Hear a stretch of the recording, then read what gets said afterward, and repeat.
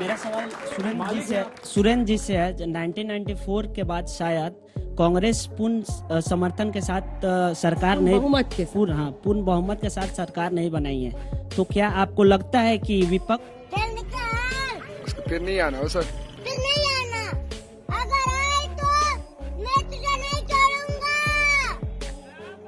पक्ष के न गोल बंद करके आप 100 सीट के अंदर आप बीजेपी को निपट लेंगे। सर, जातीय जनगणना में दिक्कत क्या है? विपक्ष मांग कर रहा है तो ठीक है, एक साथ जवाब देंगे सर। मेरा सवाल आपसे है कि आप कह रहे हैं कि किसानों के लिए करा वो करा, वहाँ तो अमेठी में गांधी परिवार ने किसानों की जमीन हड़प कर वहाँ गेस्ट हाउस बना लिया, 632 रुपए किराया दे रहे थे किसानों को, अब वो खत्म हुआ है। और आप कह रहे हैं कि भारत जोड़ो यात्रा, अब आप ये बताइए कि भारत जोड़ो यात्रा में राहुल गांधी ने कितना काला धन खर्च कर दिया। और बेरोजगारी की बात कर रहे हैं आप, तो बेरोजगारी अब काम दाम कुछ है नहीं, अब राहुल गांधी खुद बेरोजगार हैं, तो उनको लग रहा है कि सभी बेरोजगार हैं। फिल्म सिटी कब बंद करते रहोगे? क्योंकि हम सारे फिल्म मेकिंग की स्टूडेंट्स हैं यहाँ पे, हमको उत्तर प्रदेश में ही रहकर फिल्में बनाए और सबसे अच्छी फिल्में बनाए, हॉलीवुड से भी ऊपर जाने हमको। नेक्स्ट इंडिया नहीं सारुण के यहाँ कुछ तो गड़बड़ है, जरूर कोई ना कोई गड़बड़। कभी आप कहते हैं कि कांग्रेस अकेले सक्षम है जीतने के लिए, कभी आप बोलते हैं कि हमें अलायंस की जरूरत है, तो अकेले मतलब कांग्रेस खुद ही इतना कंफ्यूज क्यों है अपने मुद्दों को लेकर? आपका बीजेपी का ओवर कॉन्फिडेंस ज्यादा हो रहा है क्या? है आपका 2024 के इलेक्शन में सबसे ज्यादा ड्रॉबैक कहला सकते हैं? कहला सकता है ओवर कॉन्फिडेंस, अति आत्मविश्वास। जल्दी पूछ। मेरा प्रश्न यह है कि भारत तो ऑलरेडी जुड़ा हुआ है, और जहाँ तक कन्याकुमारी से लेके और वो कश्मीर से कन्याकुमारी तक उन्होंने किया, भारत तो कच्छ से अरुणाचल प्रदेश तक किया, तो क्या लगता है आपको उन्होंने पूरा होमवर्क किया है? क्योंकि भारत जोड़ो यात्रा भारत तो पूरा भारत है।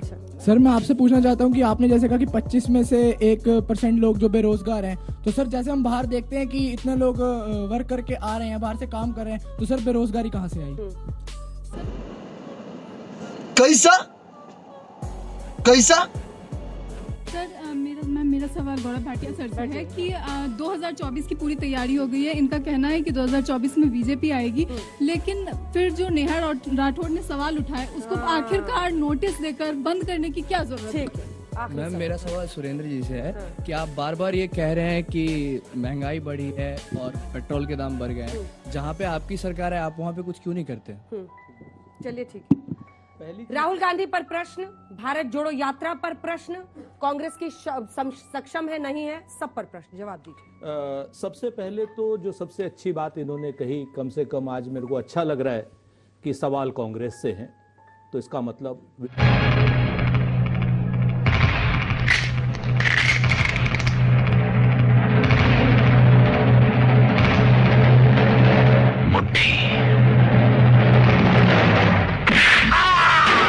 विश्वास भी कांग्रेस है। ठीक?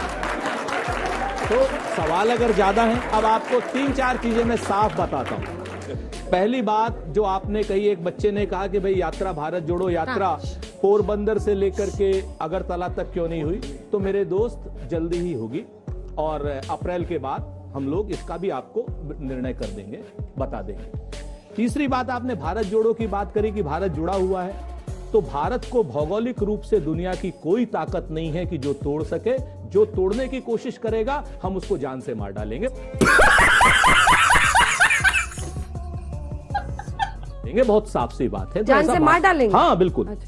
जो भारत को तोड़ने की बात करेगा भौगोलिक रूप, भारत आज की डेट में सांप्रदायिक रूप से, भारत आज की डेट में आर्थिक रूप से, भारत आज की डेट में बेरोजगारी के रूप में, जिस तरीके की जो परिस्थितियां चल रही हैं देश में, जब हम विमर्श करते हैं महंगाई का, विमर्श करते हैं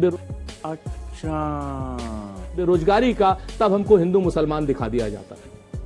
इस चीज के लिए आजकल तो वो दिखा रहे हैं रामचरितमानस, इस चीज के लिए मैंने ये आपके एक और साथी आरजेडी वाले दिखा रहे हैं। 8 साल तक आजकल तो ये भागते रहते हैं। 8 साल तक मीडिया ने प्रतिदिन हिंदू मुस्लिम बहस दिखाया, प्रतिदिन। और एक एजेंडा की तरह ये मत कहिए कि हर बात इसका जवाब ये नहीं होता है।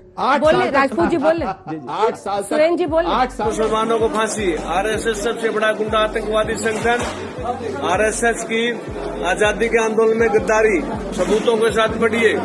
आरएसएस एक गद्दार संगठन, साल तक प्रतिदिन हिंदू मुस्लिम बहस दिखाया कोई प्रतिदिन नहीं दिखाया गया था। मैंने पिछले 1.5 साल दूसरे दिन कर दिया। अपना जादू जब जनता पे नहीं चलता है तो किसी न किसी पर तो ठीकरा फोड़ना ही रहता है। प्रवचन न दे, बोलिए जो स्वयं देश को हिंदू मुस्लिम बहस दिखा करके बताइए सुरेंद्र, कम से कम वो लोग प्रवचन न दे। मैं आपको बताऊं कि जो आपने अभी कहा ना रामचरितमानस पे, इसी वजह से हमने कहा था कि दामन पे कोई छींटा ना, खंजर पे कोई दाग। अच्छा, वो नहीं उठाना है, उस पे चुप रहना है। तो उस पे नहीं, हम बहुत उस पे चुप रहना है, इस पे चुप इसलिए पूछना है, उस पे चुप इसलिए रहना है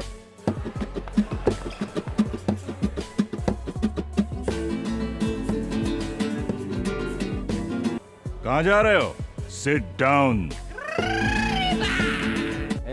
कि सामाजिक विमर्श के मुद्दे और धार्मिक विमर्श के मुद्दे सामाजिक नेताओं के लिए और धर्म के नेताओं के लिए छोड़ देने चाहिए। अच्छा, तो स्वामी प्रसाद मौर्य कौन से धर्म की बात कर रहे हैं? वो स्वामी प्रसाद जी से पूछिए। अच्छा, समाजवादी पार्टी से नहीं पूछे? वो स्वामी प्रसाद जी से पूछे, ये मेरा विषय नहीं है, आप उनसे पूछे। मैं उन्हीं से पूछा, बहुत साफ सी बात है। मैं आपको फिर से कहता हूं कि भारत जोड़ो यात्रा सांप्रदायिकता के विरोध में थी, और सांप्रदायिकता बढ़ी या नहीं बढ़ी, मेरे ख्याल से यहां पर सब लोग बैठे लोग जानते हैं, और आप भी जानती हैं, अच्छे तरीके से जानती हैं, क्योंकि आप सैकड़ों नहीं हजारों बहस कर चुके हैं इसको। क्यों, क्या हुई मुद्दे को लेकर के एक बच्चे ने प्रश्न किया था मेरा कि साहब 100 सीटें आ पाएंगी या नहीं आ पाएंगी।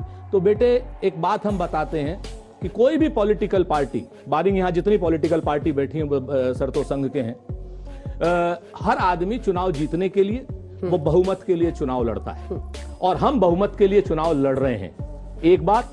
दूसरी बात, कन्याकुमारी से कश्मीर तक और पोरबंदर से लेकर के अगरतला तक इकलौती पार्टी भारतीय जनता पार्टी के सामने हम खड़े हैं, तो हम पूरी तरीके समझ रहे हो ना? पढ़ाई वढ़ाई नहीं हुई दोस्तों, आपको शायद आश्चर्य होगा जानकर। तरीके से लड़ेंगे। तीसरी बात, एक बच्चे ने डॉलर की बात करी थी, तो डॉलर 40 रुपए में आएगा ये हमने नहीं कहा था। ये वादा जो था नरेंद्र मोदी जी की सरकार ने किया था। अगर उस वादे को नहीं पूछे क्या? 2 करोड़ रोजगारों के लिए नहीं पूछे क्या? महंगाई खत्म करने के लिए 400 रुपए के सिलेंडर पर किस तरीके का विदंडनावाद होता था, आज 1200 रुपए का सिलेंडर है। कोई नहीं पूछ रहा, नहीं पूछे क्या? पूछेंगे हम सवाल, क्यों नहीं पूछे? और रिसेशन 2007 और 2008 में मनमोहन सिंह जी के समय में इससे भयानक आया था दुनिया में, तब हम राजा जी अपनी शक्तियों का पूरा इस्तेमाल कर रहे हो, लेकिन लौंडा यहाँ नहीं रुक। हम लोगों ने पूरी अर्थव्यवस्था को मनरेगा देकर के क्या नाम संभाला था, इस बात की गवाह अंजना जी भी है। उसमें भी जाहिर की गई आप लोगों की, ये जो पीढ़ी है इसने मोदी की सरकार देखी, हाँ, यही उसने मनमोहन सिंह की नहीं देखी। कैसे युवाओं को आप कनेक्ट मैंने इसीलिए कहा आपसे, अरे ये तो बच्चा समझा रहा है कि क्यों रिसेशन चल रहा है। मैं जवाब वही दे रहा हूँ। मैं आपसे वही तो कह रहा था कि ये जिम्मेवारी अंजना ओम कश्यप जी की है कि उन बच्चों को ये जरूर बताएं। अभी तक कहते हैं कि मीडिया आप क्यों दिखाते हैं? आप लोग क्या करेंगे? इनकी जिम्मेदारी आपकी है भाई, कोई युवाओं के साथ कनेक्ट आपको बनाना है ना। इनके लिए मैंने कहा था ना, कैसी भी सिचुएशन हो मोदी जी हमें घर ले आएंगे। वॉर रुकवा दी पापा, और फिर हमारी बस निकाली पापा।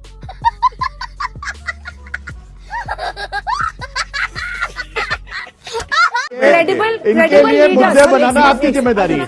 क्रेडिबल लीडर्स, क्रेडिबल लीडर्स इसको मस्खरी क्यों करा रहे हैं भाई? क्रेडिबल लीडर्स तो आपको बनाने पड़ेंगे ना, जिन पर लोग भरोसा करें। वही बात, कौन है वो चेहरा? मैं आपसे वही बताता हूँ। हमारे यहाँ चेहरा, कांग्रेस में चेहरा राहुल गांधी है, समाजवादी पार्टी में चेहरा अखिलेश यादव नहीं है, क्या नाम उसमें जनता दल यूनाइटेड में चेहरा नीतीश कुमार जी हैं, और उसमें डीएमके में चेहरा स्टालिन साहब हैं। हर पार्टी में प्रधानमंत्री पद का योग्य चेहरा है, हर पार्टी में। लेकिन हमारे लिए राहुल गांधी चेहरा है। बाद में संसद के बाद क्या नाम जब चुनाव होगा तब तय हो। मुझे क्रेडिट नहीं चाहिए,